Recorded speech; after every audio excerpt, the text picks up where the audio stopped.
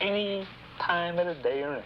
We found out that the drug makes people happy, it makes them intoxicated, and finally makes them sleepy, which is about what marijuana users were telling us happened all the time.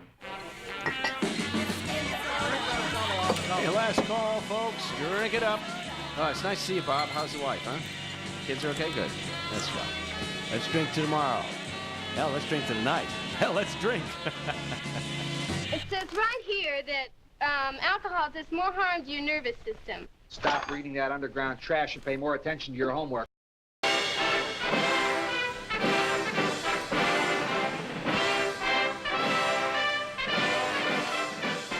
Now, even more determined to appear tough on crime, Nixon poured federal money into equipping, training, and educating local police forces across America.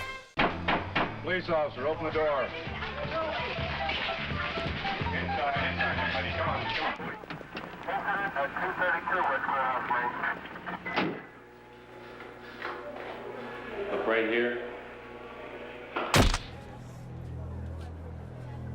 As arrests skyrocketed, the convictions were no longer limited to minorities. Now most of the people serving time were white, middle-class American kids. Why do you smoke marijuana? It's really very simple. I smoke it because I enjoy it. It doesn't worry you that you're breaking the law? Sure, it worries me. I mean, it worries me because I don't want to get caught. I do not want to go to jail for something that I can consider a pleasure and harmless to both society and myself. I'm not hurting anybody. I'm not hurting myself.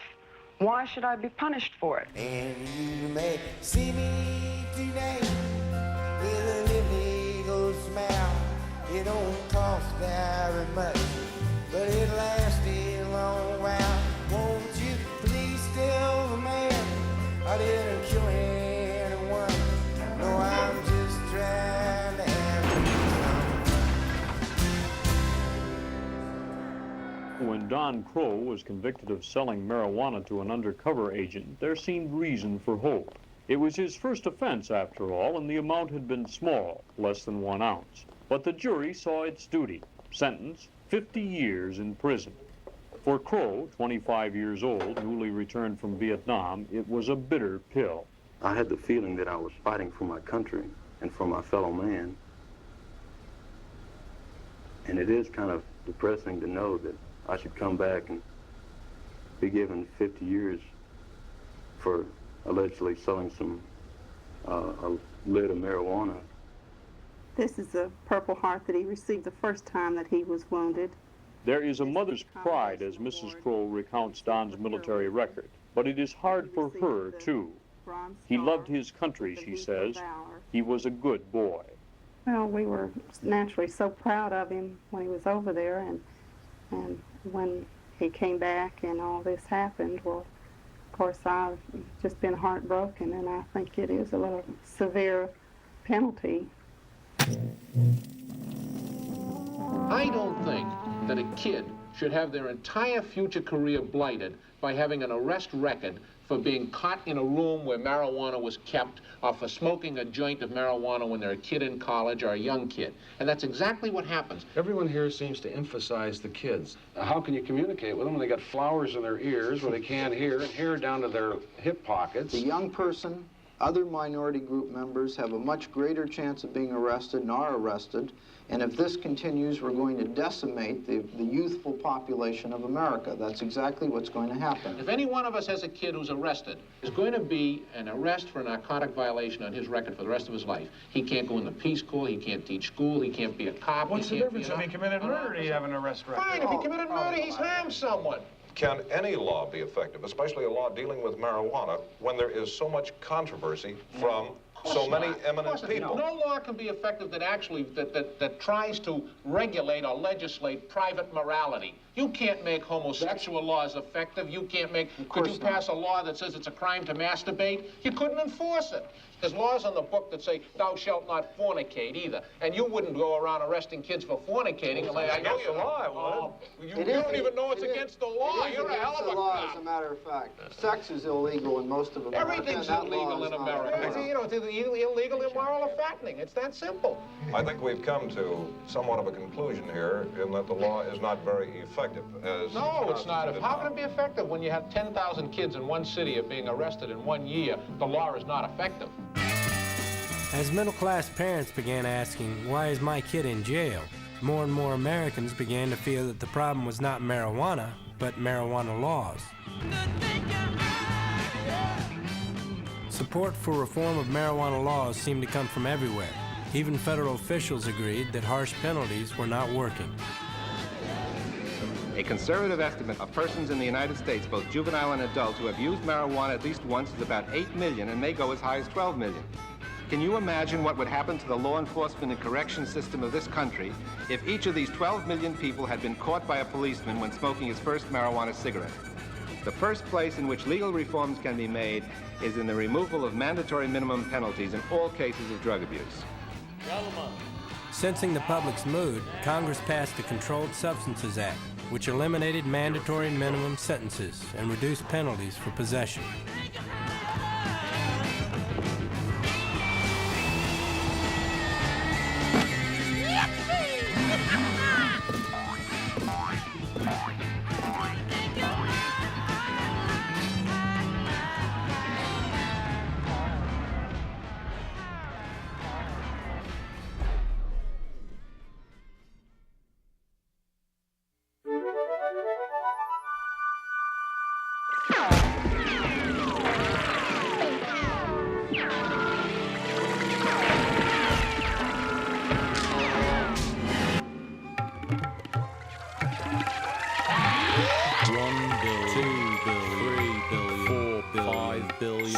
$7 billion, $8 billion, $9 billion.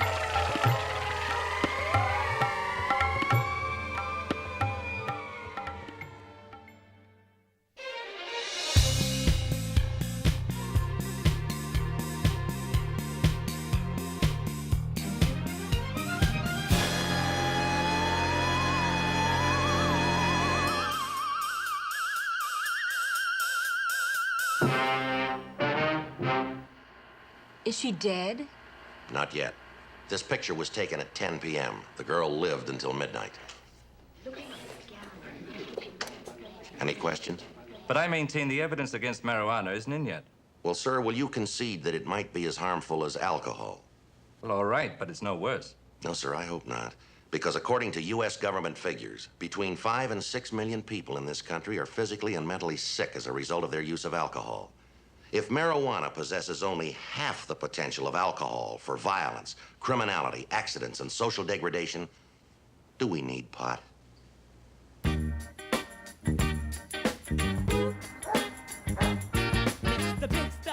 Unwilling to let a bunch of effete liberals ruin his crime-fighting agenda, Nixon enlisted TV producers and show business stars to send a strong moral message to every home, every school, and every church in America. I've done a study of drug abuse, and I'm right in the middle of the whole thing, where I can do the most good. Some people say that in a matter of months, Acapulco Gold will be available over the counter, menthol and king size, which is an indication of how little people know about marijuana. Today, research scientists are studying its effects on the brain, the nervous system, chromosomes, various organs of the body. Maybe it'll turn out there's no reason for it to be illegal. But nobody can be sure until all the facts are in. And until they are, it's a pretty bum risk. Repelled by the idea of softening any laws, Nixon maintained that until more was known about marijuana's dangers, the laws should not change. To this end, he made millions of dollars available to find those dangers.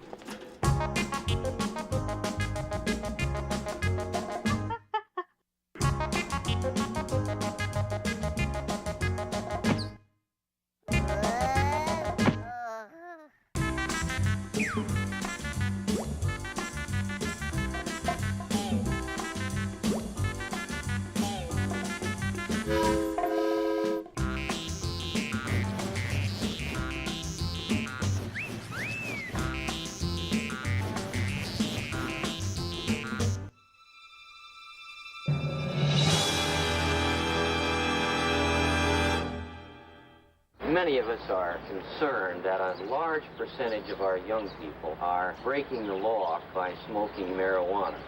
As you know, your own White House conference, youth, voted to legalize marijuana. I know you've thought about this problem, and I wonder if you'd give us some of your thoughts on it. Well, Mr. Fairpoint, as you know, there is a commission that is supposed to make recommendations to me about this subject.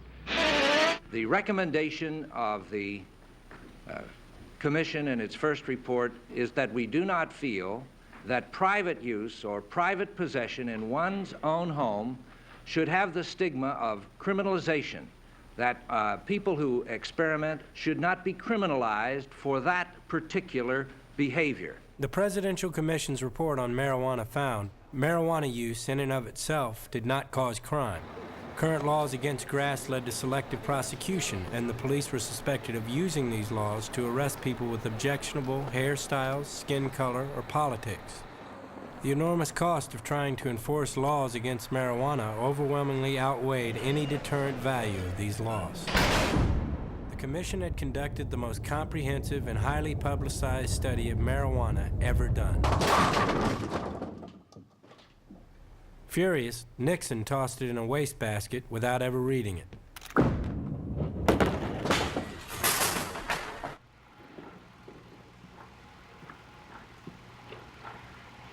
Mr. President? Okay. Whenever you're ready. I shall continue to oppose efforts to legalize marijuana. Doing the exact opposite of what was recommended, Nixon declared an all-out war on drugs. His primary weapon, the DEA, a new government agency that combined all of the government's existing anti-drug agencies into a single, all-powerful super agency. When Nixon created the DEA, they started the National Drug Scheduling. Schedule number 1 being the most dangerous drug with zero medical value, down to Schedule 5 being the least dangerous with medical value. They argue against marijuana use and say that one reason it's so dangerous is because of how much stronger it is today, compared to the 50s, 60s and 70s. True or false? In the 50s, 60s and 70s, cocaine was pure, not as cut, in other words, stronger than it is today? The government said marijuana was a worse drug than cocaine, that is, a marijuana which they constantly state as being much less potent was worse than a more potent cocaine. That's like comparing the best cocaine of today to the worst marijuana of today and calling that marijuana worse than the cocaine. Stop and think about that. It couldn't have been an accident or lack of understanding, no one is that dumb. There is no way they could have arrived at that conclusion righteously, especially with marijuana being 2 to 6 times weaker. It's obvious that it wasn't done with honest intentions. Meanwhile, in suburbia, smoking pot had become the in thing for middle-class adults, sort of like having a martini at happy hour.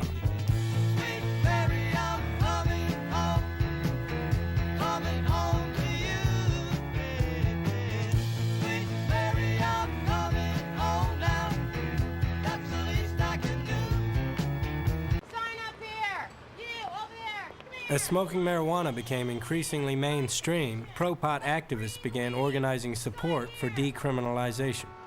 Last year in this country, there were 226,000 marijuana-related arrests. And although the police sometimes tell us that they're only interested in the pusher or the seller, as they say, the fact is that only 7% of those arrests were against the seller. 93% of those arrests were for possession and use. Now, what that means is that there were about 200,000 young people in this country last year who were given an unnecessary criminal record and all that involved for the rest of their life simply because they smoked grass, something which is a relatively harmless thing to do. So we're not trying to encourage the use of the drug. In fact, we're trying to discourage it. But we're trying to get the country to understand that there are other means to discourage the use of drugs other than the criminal law. And in this case, the use of the criminal law causes more harm than the drug itself. In short, your tax dollars go to pay the DEA and others to lock up your children for using a drug the government found to be harmless. In other words, you're paying for the unjust imprisonment of your own children. Consistent with the changing times, the city of Ann Arbor, Michigan passed an ordinance taking marijuana possession out of the criminal code and making it a minor offense, the equivalent of a parking ticket.